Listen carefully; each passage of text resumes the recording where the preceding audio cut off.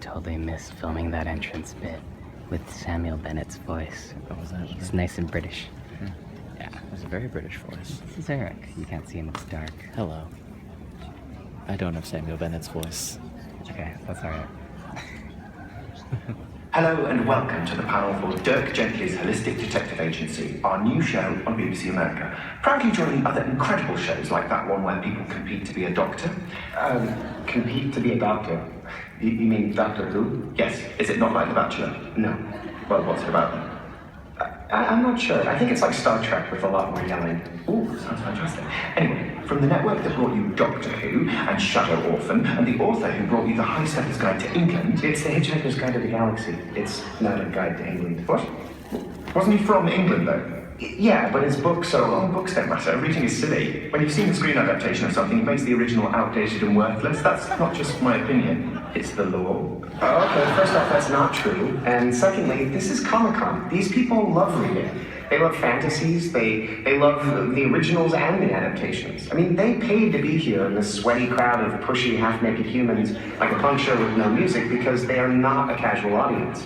Are you trying to make them hate us? Hate us? They're gonna love us, Todd. Or you, at least, because you look uncannily like Frito from Ringing of the Three Lords. You know, the one with the tiny men where they steal jewelry from an eyeball. Is any of this ringing a bell? You've lost me. Are these dreams you've had or movies you've slept through? Dirk Gently's Holistic Detective Agency. Coming soon to BBC America, because books are long. That slogan is offensive.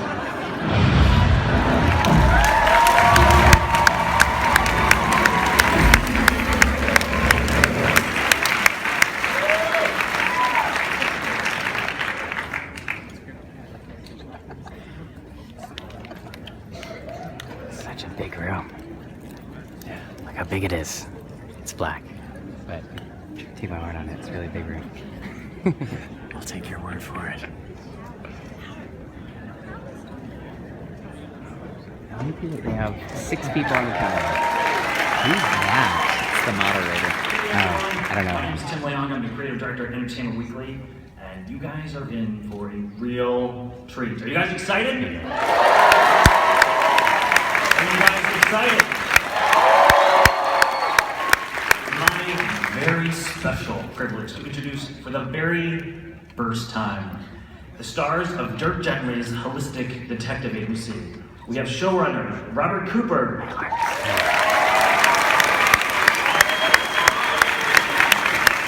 Writer and executive producer Max Landis.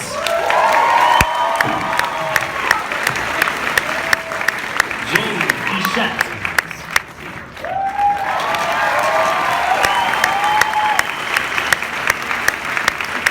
Hannah Marks.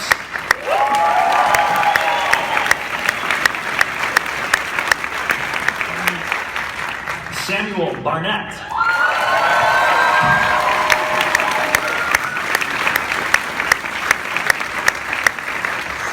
So weird to see you on a screen. And Elijah Wood.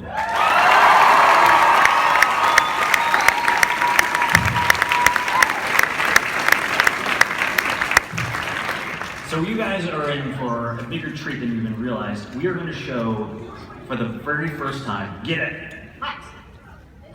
Yeah. Now? This way. You know, the show doesn't exist yet, and it's pretty full. We have nowhere to go but down, guys. The show is. So you guys are in for a treat because you guys are going to see the very first footage of Dirk Gently. This is why I came. I want to see what the show looks like. But before we do that, Max, why don't you give us give us the elevator pitch for the show. What is it for people that aren't familiar with Dirk Gently? Alright, here it is. Oh, Lord. In one sentence, for us.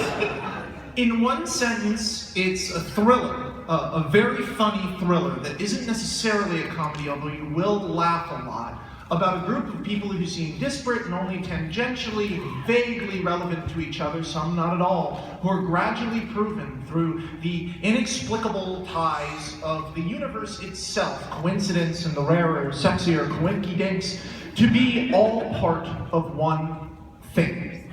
And at its center is a man named Dirk Gently. And at his side, whether he likes it or not, is a man named Todd Bronsman. That is a good sentence. That was a run. That's a good one. You guys ready ready to see some exclusive footage? Let's take a look. Perhaps every day before now has for the most part been humdrum and inane. Your life a mundane, unvarying slog through unfulfilling jobs, shallow depression, and boring sex. Suddenly, today, everything changed. Did you see it clearly? Set it down paw prints like a dog? No. Also, you're fired. Hi, my name is Dirk Gently. I'm a detective. You don't look like a private detective. Well, no private detective looks like a private detective. That's one of the first rules of private detection. You're a detective who doesn't find clues. That sounds insane. No. A missing girl, her murdered father. It is strange, isn't it? Give me the dog. Kill her. Give us the her, or we'll throw the dog off the bridge. I'm bluffing, but if he shoots her, throw the dog off the bridge. That's a huge weapon, but it's possible we're going to die. Somebody help me! I'm not liking that one bit. Why not? I am not your Watson, asshole! The universe will make you a part of this, whether you are complicit or not. You are now a vital part of the investigation.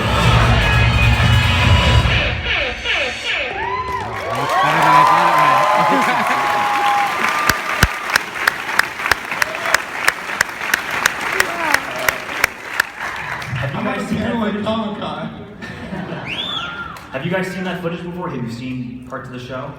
I've only seen that. That's my first time. Yeah, we've seen it. It's good. Okay, so let's set up the show. Elijah, tell us about Todd. Todd is like our conduit to the show. Who is Todd? Oh man. Todd is a man who's having a really bad day when we meet him.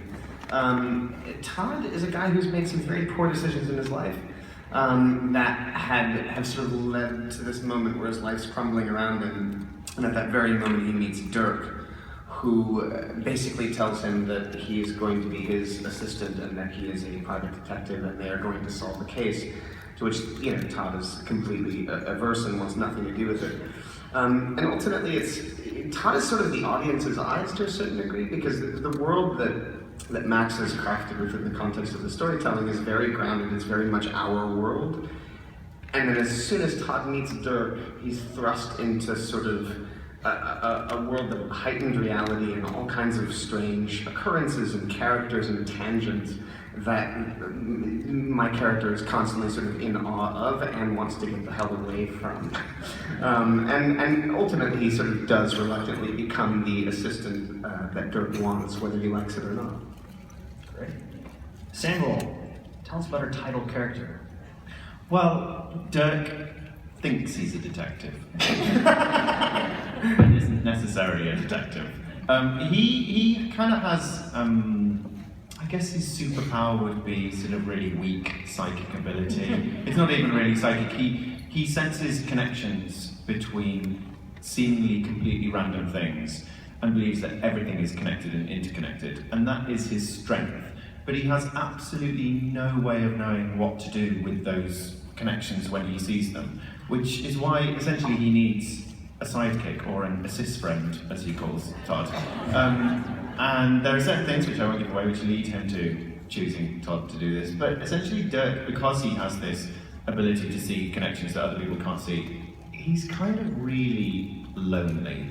So what I love about the script is that, a lot of crazy things happen, but they're all character driven. You can see why these people do the things they do. You can sort of see the needs that they've got. So it's not ungrounded.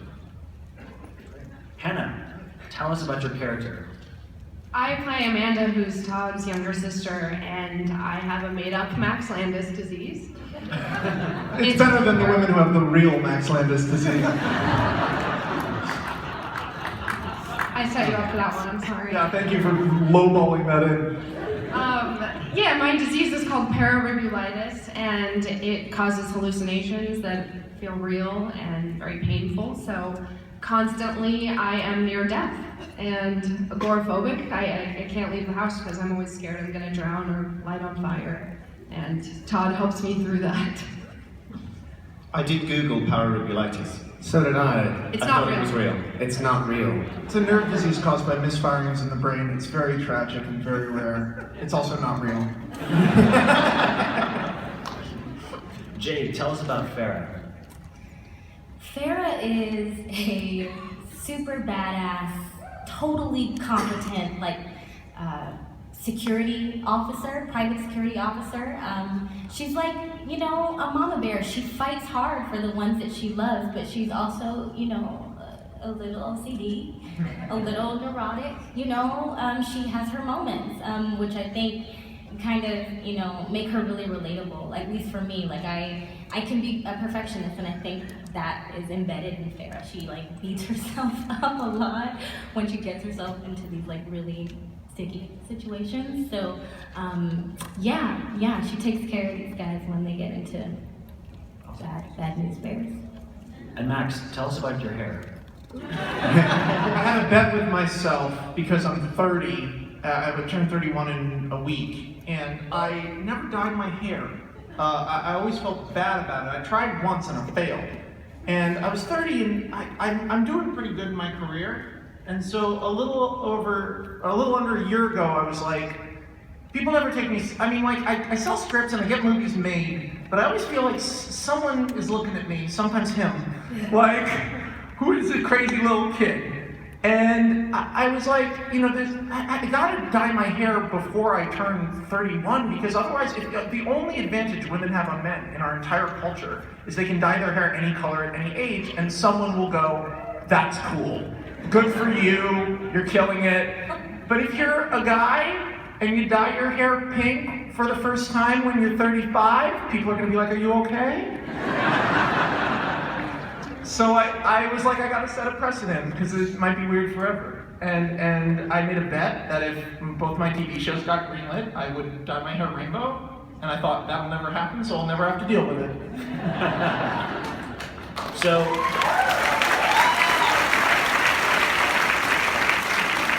why was that my first question? I'm the hood ornament of this show.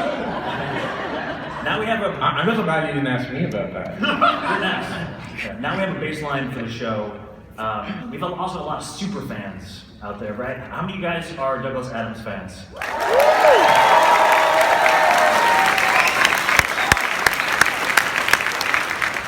Robert, the show has the same tenor of the books, right? But the story is different. Can you tell us about keeping the spirit of the book while making something new and fresh and modern for TV? Yeah, it's an impressionistic adaptation. It's not a direct adaptation. A lot of Douglas Adams' work is very specific. It's observational about our universe, about our existence. It doesn't necessarily directly adapt to the screen. Certainly, past adaptations have been debatably successful, and I think Max really, attempted to, he should put it in his own words, but capture the spirit of Douglas Adams, and at the same time create something entirely new, something that I think you're all going to be really, excited to see. It's very accessible. These are characters I think you're going to fall in love with, and it still has the sensibility of Douglas Adams, but it's kind of unlike anything you've ever seen. Can I speak to that? Please. No. This is just like our meetings. You can't do Douglas Adams. I'm going to say something kind of controversial. You can't do Douglas Adams by doing Douglas Adams. It's a waste of time. Douglas Adams, the special and beautiful thing about his books is that you're listening to him tell you a story. It's his voice.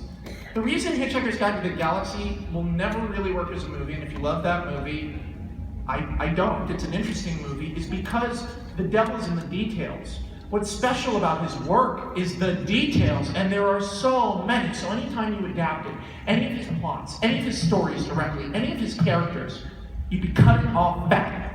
And then you can't do that because Douglas Adams is not chicken breast, it's pork belly.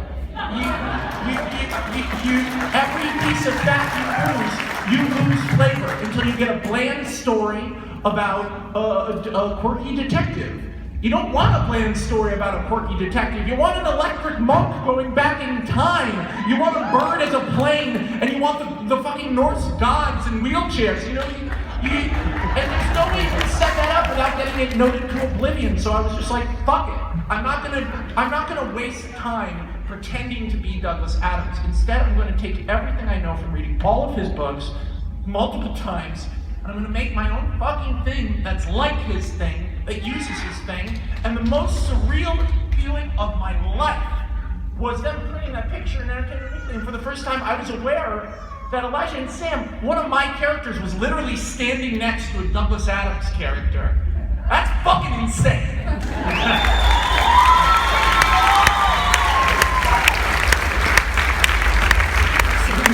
It's the soundtrack of your life. Is this again the slow, ominous boom? I know, are we adjacent to Hall H? Is that what's happening right now?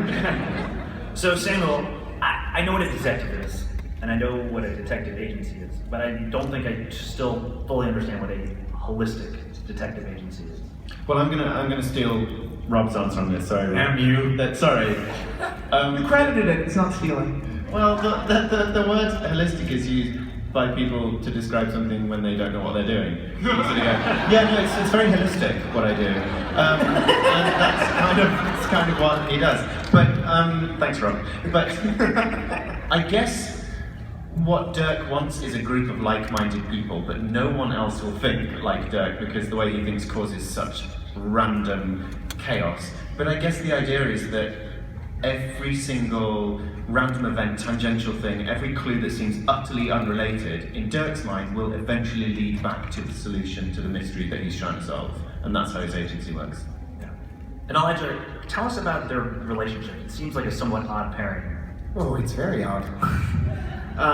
Yeah, I mean, Todd wants nothing to do with Dirk. Dirk enters into his life literally by climbing through his apartment window, breaking into his apartment. That's how they meet. And then he goes downhill from there. And it only goes downhill from there. But the thing that is so interesting that eventually evolves over the course of the series is that Dirk starts to these crazy things that he sort of claims about the universe and the way things work that seem so insane and genuinely are. There's a few moments where threads of them actually start to make sense. But Todd's able to see that there is something to this person and what he claims, and so he kind of goes along for this ride. And I think what's most interesting is sort of what happens to Todd over the course of this. But Dirk provides a conduit for Todd to have a deeper look at himself in a way. And we kind of meet Todd in a moment where everything's fallen apart. He's facing his own poor choices, and he sort of has to face them through Dirk to get through this case that they're on. And that's kind of at the core of their relationship, I think. Is there a kind of classic odd pairing that they're similar to? Like an odd couple?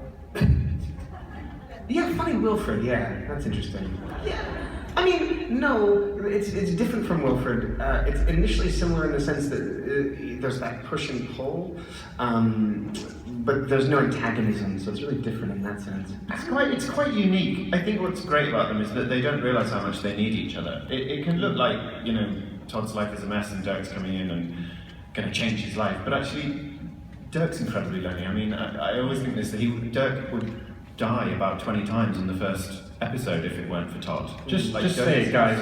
Just say it. You complete each other. We complete each other. We're having a bromance. I said from the very beginning when I first read the material, I said, this is a love story. It is. I love writing male friendship. I loved writing in Chronicle. I loved the script of Frankenstein. I love writing boys being friends. And these guys, you know, I can't think of anyone. I can't. And I feel like that must be our failure, because I'm not saying we're revolutionaries, but Dirk has a special gift and is a very specific and lonely, vulnerable person, talking very fast and very loud to cover their insecurities and wearing bright colors and just being too intense. And at the end of the day, who could that be? I don't know who that is. Well, at the end of the day, it's an intentional joke, but Dirk's an interesting character to write because what Sam does so brilliantly is Dirk will ask a question, answer it wrongly, answer it rightly, correct it back to the wrong version, and then ask you the wrong version of the question that's different from the one he asked himself. The way I write that character is insane.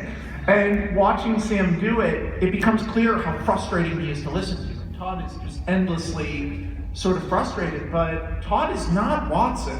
He's, it's hard to do this there's so many spoilers, but he's a difficult guy. He's, Elijah's so good at playing sweet, but once we get to know Todd, you know what I mean? Yeah. I guess they know what I mean. You guys, guys, you know what he means? You will. It kind of needed Elijah because the character we came up with is. I mean, all the characters are very very flawed, very real. This is a cable show. This is a show which people are not perfect, and they're overcoming very real, in some cases quite serious issues in order to hopefully find some bonds with each other. And emotional issues. It's a real running and shooting. And it's a real credit to Max too, because there are so many characters in this piece, and you're constantly being introduced to these tangential storylines with fully three-dimensional characters in their own world that ultimately come and it all kind of converges, but all of those characters have life and dimension, and you could easily follow any of them in their own universe or their own story. And that's an exceptional thing for something with as much going on. There's depth in all of it. It all means something, and all of the characters are meaningful, and I think it's an extraordinary achievement. When we were casting, Thank you, we said, each of these characters needs to feel like they could be the star of their own show. Because they're so disconnected at first. Right. And so, there's a version of this show where there's two cops investigating a murder, and they're looking at Dirk and Todd from afar. They have quite a bit of screen time. Yeah, you witness. It's funny you said it's a cable show. You can tell. Played by Neil Brown Jr. and Richard Schiff, by the way. Amazing Neil Brown Jr. and Richard Schiff. Come on, guys, give it up. It's funny, Rob, you said it's a cable show, and I was like, yeah, we do kill 2/3 of our cast in the first season. I guess this is a cable show. Oh, did I mention this, unlike a lot of Douglas Adams' work, has very sharp teeth? We're going to take away from you people you like, and we're going to take them away in ways you won't like. But hopefully you'll keep watching to see what we do to the people remaining. So Samuel, who is a better mystery solver? Dirk Gently, Sherlock Holmes, or the Doctor? Who's a better mystery solver? Yeah. Oh no. Oh, that's hard. Well, I mean this. I think Dirk has more fun doing it. Because it's so tangential what goes on in his world, things are so random, I think he gets to do an awful lot more before he gets to the end of the mystery. So Jade, as you said, you are a badass security officer. How are your methods working different than Dirk's? Yeah, Dirk is more, he uses his intuition. He's like a fly-by-the-seat-of-your-pants kind of guy, and Farah is very trained. She's methodical, she operates by the chain of command, she's by the book all the time. So yeah, her and Dirk, they definitely butt heads quite a bit. That's where I think a lot of the comedy comes in, I think, in their relationship, because yeah, they're very different in the way that they choose to approach the problem, and they figure it out, they figure a way through, so there's hope. And Hannah, what does your character think of Dirk, and also his relationship? What does she think of Dirk's relationship with Todd? I think she has mostly no idea what's going on, but she's really abused by Dirk, and at this point in her life has no friends at all because she's stuck in the house. So Dirk coming around is something that's exciting, and she wants to be a part of the mystery and kind of forces her way in, which is the last thing that Todd wants. It really does seem like it's all the characters are really complex and deep and are lonely people and not normal, which is kind of fun. Well, the thing I was going to say earlier is that Max pointed out that none of our characters have romantic storylines necessarily. Not in the first season. Which is really cool because for women on TV that never happens. So it's cool that we all get to be full people and not defined by any romantic story. Yeah.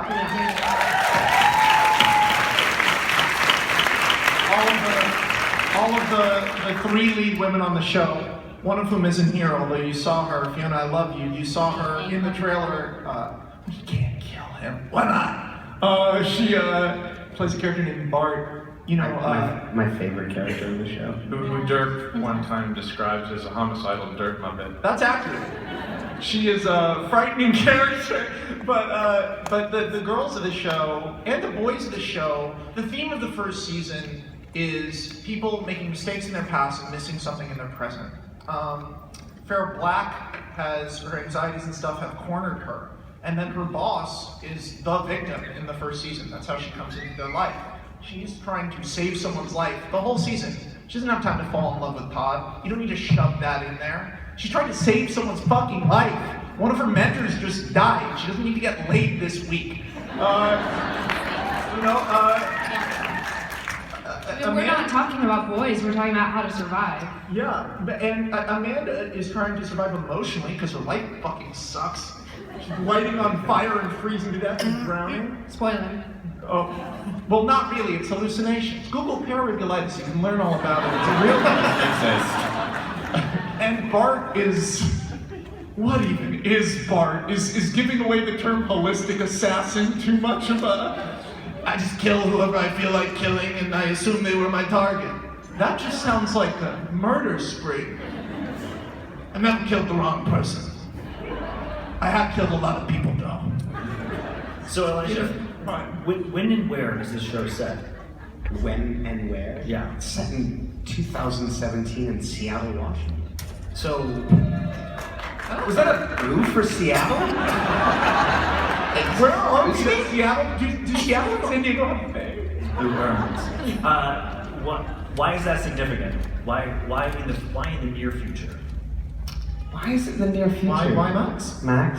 Because it comes out in October and you watch it, and I don't want to have people go like, hey, the events in this series happened last year while they're watching it until it's the next year. If you're new this season, I want you to be able to find it. It's also Seattle again. I keep getting trapped in Seattle. I feel like my soul just gets pulled back to Seattle again and again. Dear Woman, Chronicle, this.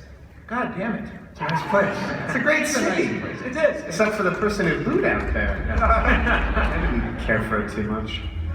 So, Hannah and Jade and Elijah, your characters don't exist previously in, they're original characters for Max, and they're not in the Douglas Adams books. Where do you pull your inspiration from? For me, the script, of course. Max wrote the best script ever. I read the pilot and I was like, this is the coolest TV show I've ever read. I don't know, there's like endless things to talk about with it because it's crazy. I mean, every day we're doing stunts or hallucinations or flashbacks or something with animals or children, and it's nonstop. It's nonstop fun.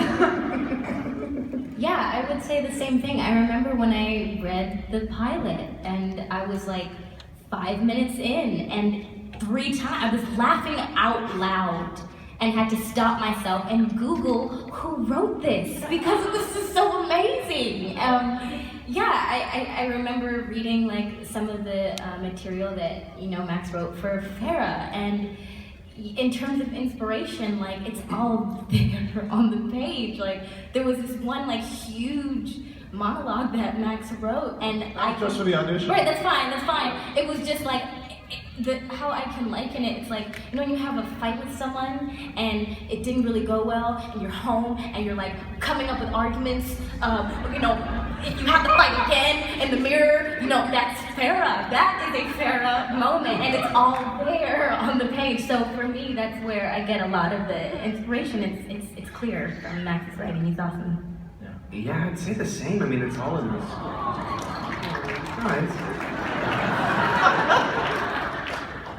Sweet. Yeah, I mean, being a character that's original to this and not having existed in Douglas Adams' work, it's all there, and I've really particularly enjoyed Max sort of trickling information to me that from scripts that haven't been released to us yet, where there'll be some really surprising pieces of information. I remember when I dropped that one on you. The big one, yeah. The big one, yeah. You can tell us about it, where no one's listening. It's just between us. Max does things all the time where he's like, by the way, there's a prince. And then like walks away. Well, yeah, I love when he'll be like, oh, I haven't told you that yet? Oh man, yeah. Like, what the fuck, dude? Yeah, so it comes from that, and it comes from the scripts. But they're, like I said before, they're very richly drawn characters. With past, present, and to a certain degree future. So there's a lot to draw and what's there. You mentioned future.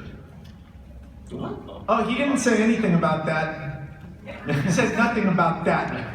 Elijah didn't say nothing about the past, the present, and the future, their ties in any way to the first season. He said this was a normal mystery show with a normal mystery where nothing weird happens at all. Right, she said normal. Called Dirk Gently's Totally Normal Adventure. Totally normal. Two normal guys doing normal things. Yeah, two sane guys doing normal things. This is literally a title of one of our episodes. Two sane guys doing totally normal things. So, Max, you mentioned electric monks earlier. Are we going to see any Easter eggs trickle into the show? Well, that was one of the things that Rob and I went back and forth with, of course, the guy who got the rights for Dirk Gently. Arvin David, who was my connection.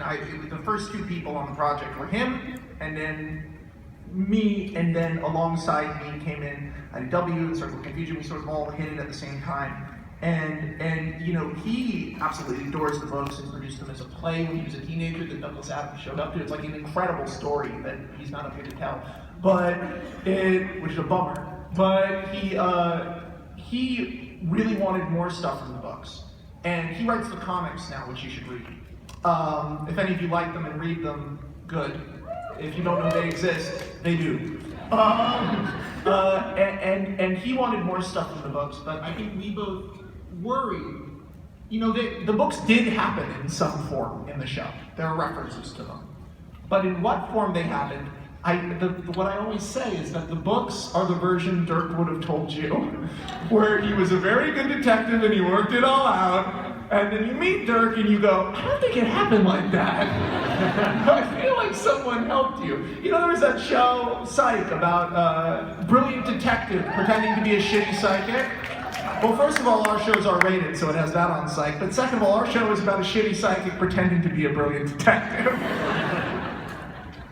So why was it important to have to set this show in the U.S.? Because I like the U.S. and I didn't want to write a bunch of British characters and have any of the dialogue sound false. I wanted it to be easy to shoot in America, and the story that first occurred to me included, spoiler that won't make sense, included the American 1880s technology boom. And yeah, this mystery's insane. And I was like, oh, that's a cool mystery. Well, I guess it's in America now. And I think originally it was in San Diego. And then we moved it to Seattle. It just... You just rolled the roller coaster there. You know? Every day of my life, brother. Elijah, you are considered here and elsewhere a Comic-Con god. It's official. Did you have any? I wouldn't say god. If someone asks you if you're a god, you say yes!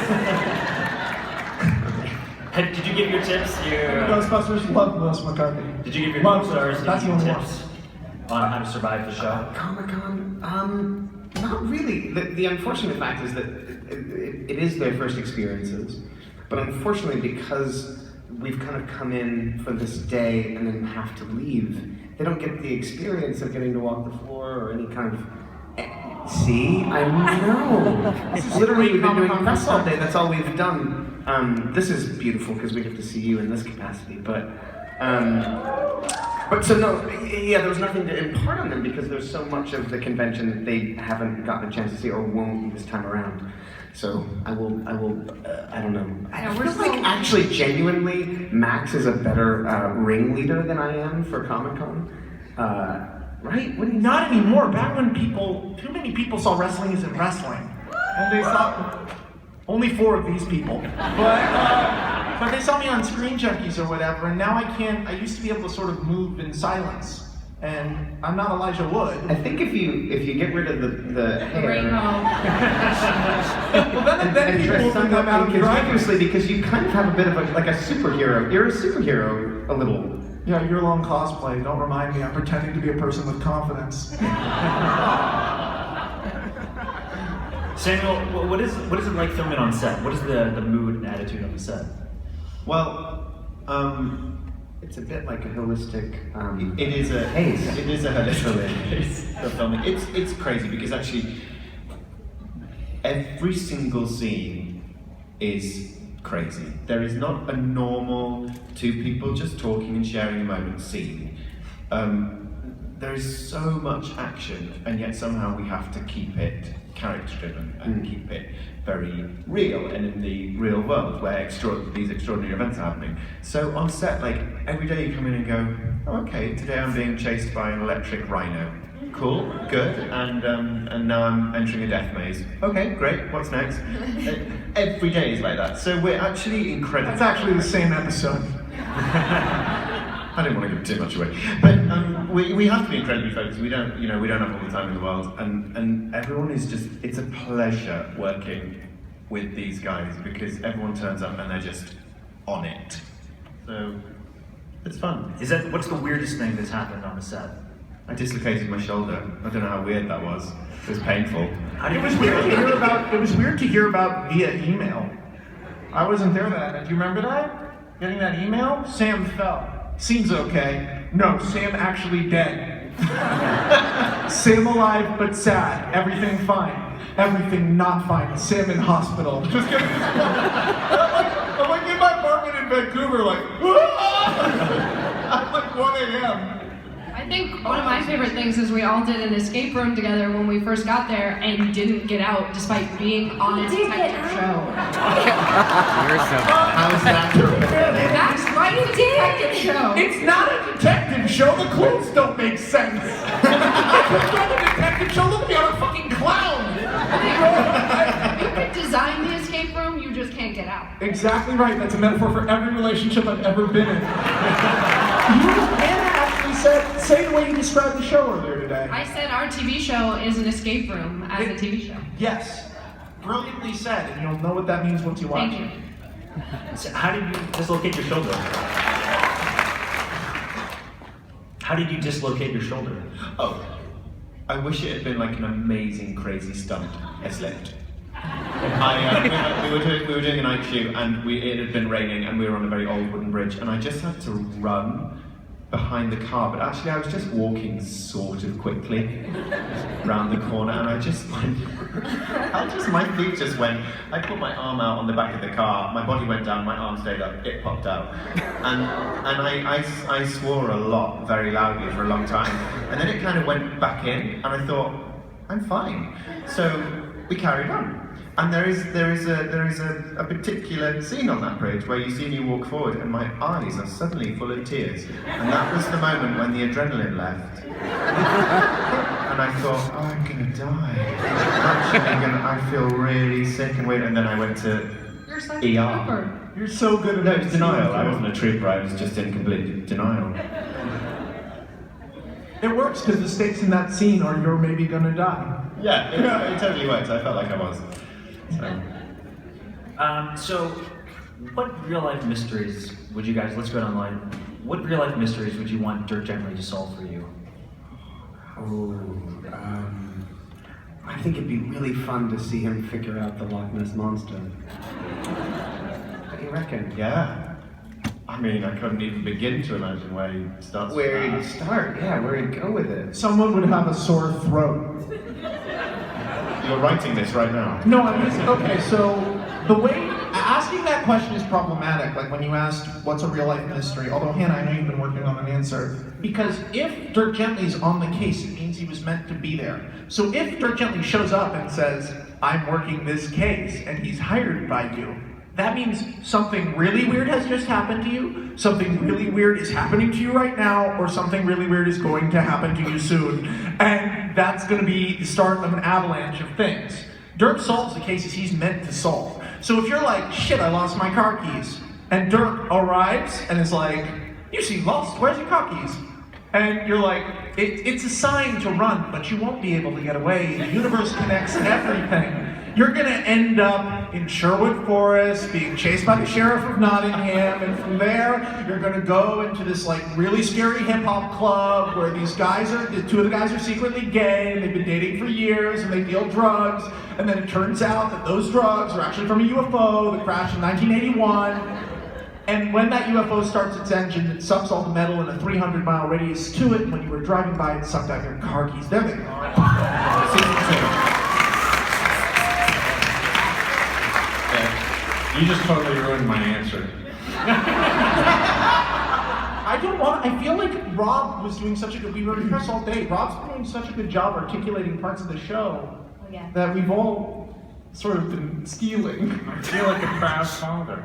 Oh, my actual father's sitting over there, so watch it. Oh wait, you mean you feel like a proud father to all of us? Yeah. Are we all siblings?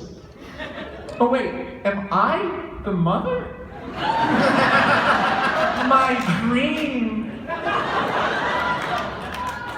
Okay, so we're gonna open it up now to fan questions. We have a microphone up here in the middle.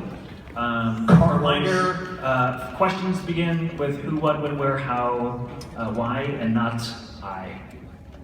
You, sir. That was so confusing. Hi. It's so crazy to say fan questions because the show doesn't exist on TV yet.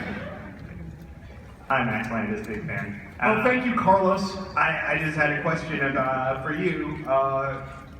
Just as a fan, after October, when Dirk Gently airs and everyone, you get to shower congratulations. What's next for you that you are most excited about? Probably, well, two things come out at the same time. Channel, wait a minute, that's not a Dirk Gently question. You're supposed to say season 2. Yeah, well, in between season 1 and season 2, so much shit happens. I've got my comic, Green Valley, and then I'm doing my David Ayer movie, Bright. David Ayer's my other dad. And then I'm doing my movie with David Goyer and Cornell. David Goyer's my other dad. And then I'm about to, I think, sell this thing higher, and then I just booked an assignment yesterday that I have to write. I'm writing the Pepe Le Pew movie. I'm doing a remake of a classic film I have a long association with. And I'm doing a short with Mike Diva, and then I'm doing season motherfucking 2 of Dirk Gently. And don't forget Channel Zero on Sci-Fi Channel, which also comes out in October. And Superman, Agent of Batman from DC Comics, not yet confirmed. Go ahead. Hi, my question is for the actors. Were any of you fans of the Dirk Gently novels before, and how did that inform your approach to the characters? Uh-oh. I hadn't read any Douglas Adams prior to this, so... Yeah. Hey now. Sorry. Just as Max said, it's not an adaptation of the book. I'd read Hitchhikers. I hadn't read the Dirk Gently books, but I did when I got the job. And I was very aware that there'd obviously been the books, and then there'd been the BBC UK version, there'd also been a BBC radio version, and then there were the comics, and I was like, I'm just gonna have to forget all of that and do Max's version. But what was brilliant reading the books is that actually Max has taken the essence of the Dirk in the books and used that, and actually even used some of the explanations that Dirk has for who he is and what he does. So I've tried to kind of just follow Max's lead, really, because there's, when I got the job, there was a lot on Twitter of, why, what's wrong with Stephen Mangan? Which is great, and I loved Stephen Mangan in the BBC version, he was fantastic, but this is like a completely different world, in a way, but with the essence of the character. Yeah, our understanding was that Max took the Dirk Gently character and then put it in a totally new world. Jade also hasn't read the books. But she's very good in the show. Thank you. Yeah, I actually got the job super, late. I didn't have time. I had to just read. It was so fucking hard. It was... All these characters were so fucking hard to cast. Because Farrah Black is if you glance at it, right? You talk about this too. If you glance at any of these characters, it's quirky detective, everyman, the punk, goth, grouchy sister, and the tough female bodyguard badass girl. And then you look at them harder and it starts to fall apart. Oh, the quirky detective is scared all the time and doesn't know what he's doing and is there by accident. The everyman isn't telling us stuff about himself that we're finding out in ways that are surprising us and is behaving unhelpfully to people we like. The sister has a couple of secrets of her own, and when some very dangerous people shows up, she appears to like it. And the bodyguard, who's the toughest character on the show, can't get through a sentence without having an OCD anxiety breakdown. What's amazing though is as many people as we saw in the auditions, when we did finally see these people, it was incredibly obvious to us that they were the characters. And so while it was hard to find them, the decision to cast them was not very hard. It's weird how casting works, right? Yeah. Well, no, nothing will make you doubt your own work like a bad audition. You think it's scary to be a person in an audition? Imagine being a writer and someone saying your lines and they all sound stupid. It's, what does he say in Aliens? Game over, man, game over. Paxton makes that line. On the page, he just says game over twice. And you read that and you're like, I guess that's a line of dialogue. And you hear it in the movie, you're like, fuck yeah. And so when I heard, the first time I saw you do that monologue, or the first time I saw you do the bread and wine story, and when you guys did it live, Elijah, the bread and wine story, and just the first time I saw Sam, I was terrified I'd written a terrible, shitty character. I was watching all these guys do Jack Sparrow impressions, and I was like, he's not confident, he's pretending. He's a vulnerable little boy on an adventure that he doesn't understand. And then you see Sam do it, and it was like, oh, thank God I'm not the worst writer in the world, because he's brilliant. And he made, actors make dialogue. There's no such thing as a good line of dialogue. It's just shit on a page. Everything in filmmaking is execution. I'm sorry, that maybe screenwriters shouldn't say that out loud.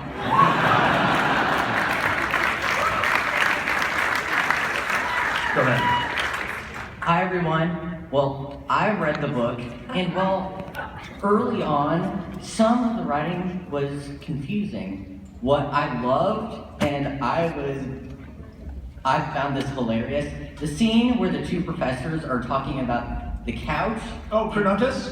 And the couch in the stairwell? The couch and the horse in the bathroom. And he's like, okay, there's a horse in the bathroom. Will this, or a reference or an Easter egg, will this show up at any point in the book? I mean, in the movie. Will a kitten shark satisfy you? Yeah, an animal that is both simultaneously a shark and a kitten. We have that. But putting a couch in a stairwell? I mean, why don't I just have Luke, I'm in your father there too? I mean, I'm in your father? What did I just say? Well, Darth Vader was a freak. No, And yet, possible in season 1. Oh, you're right. Hey, great reference for a year from now, someone watching this video on YouTube, Rob. That's those show that isn't out yet deep cuts you can expect. Even this panel has rewatchability. Yeah, oh my God, it's true. We gave away so many spoilers without saying anything. Oh, that's so cool. Oh man. Go ahead. Oh, okay. By the way, y'all are just so precious. I was wondering, what was the most stressful or difficult part of filming in general for you guys? Or even you being lit on fire. Whoa. You were not actually lit on fire. I can't elaborate without giving spoilers. You were actually lit on fire.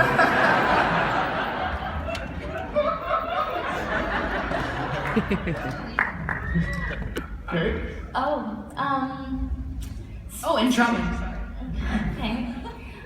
I don't know. My first day on set was this huge fight scene where I take down like 4 guys. 5. Well, you fight them in 2 different locations. Right, in a stairwell, in a hallway, in a lobby. It was intense. And yeah, that was a lot. Have you ever done a fight on film before that? Never once, not once. You better not mind when you used to go whip these guys' asses. Oh yeah. Yeah, I mean, I before this, I probably shouldn't say this, but I've never held a gun before. So it was a lot. It was a lot to learn, but it was so much fun. A little stressful maybe, but once we got into the group, it was amazing. It was the best thing ever.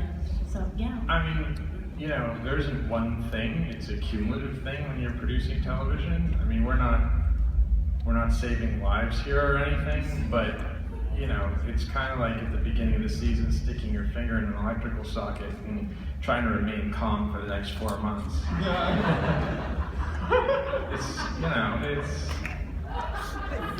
It's a good way. It's a good way to put it, Rob.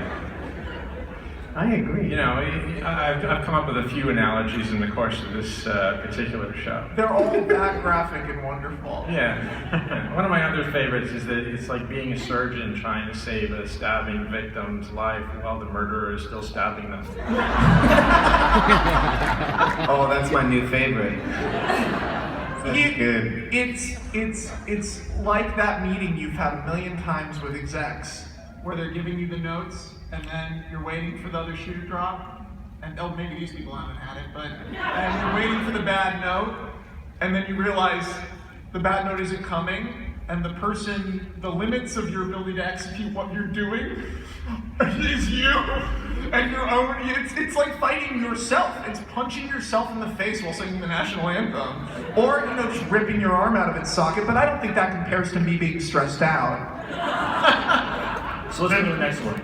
Oh, okay. My question is for Sam. I'm really trying to think of a way that doesn't start with I.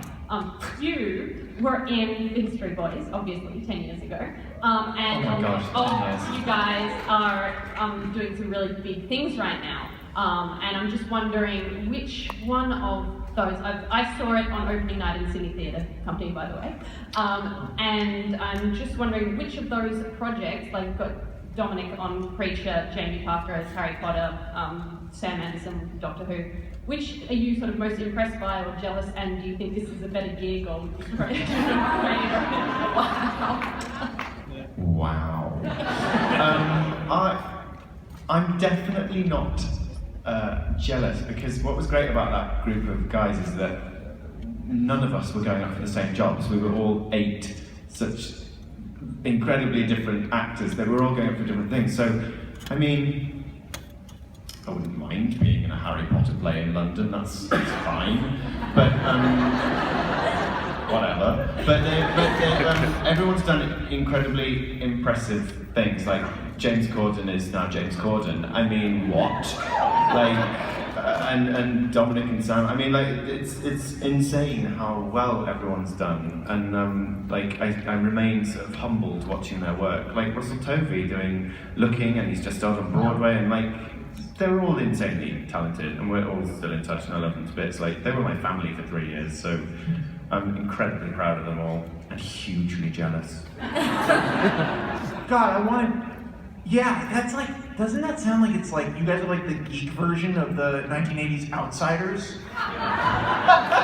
It's holy shit, Doctor Who, Harry Potter, Dirk Gently, fuck that. The History Boys run the fucking Comic-Con.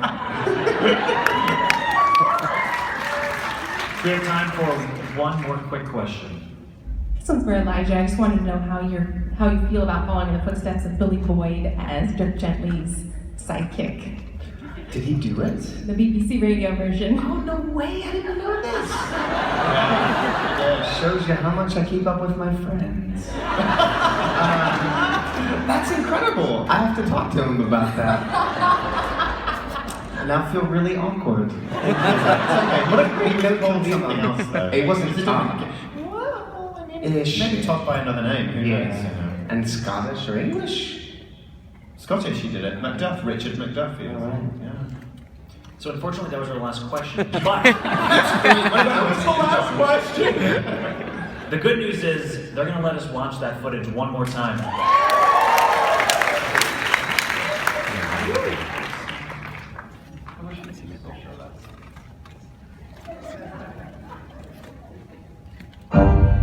Perhaps every day before now has for the most part been humdrum and inane. Your life a mundane, unvarying slog through unfulfilling jobs, shallow depression, and boring sex. Suddenly, today, everything changed. Did you see it there? Shedding down paw prints and a dog? No. Also you find. Hi, my name is Dirk Gently. I'm a detective. You don't look like a private detective. Well, no private detective looks like a private detective. That's one of the first rules of private detection. You're a detective who doesn't find clues. That sounds insane. Ding dong. A missing girl, her murdered father. It is strange, Give me the dog. A killer. Give us the her, or we'll throw the dog off the bridge. I'm bluffing, but if he shoots her, throw the dog off the bridge. That's a huge breakthrough, but it's possible we're going to die. Nobody growl I'm not liking that one bit. Why not? I am not your Watson, asshole! The universe will make you a part of this, whether you are complicit or not. You are now a vital part of the investigation.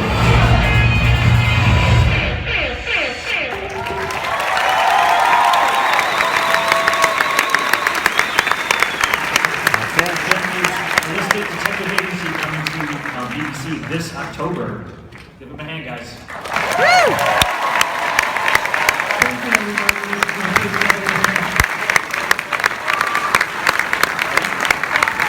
I just held up that camera for an hour.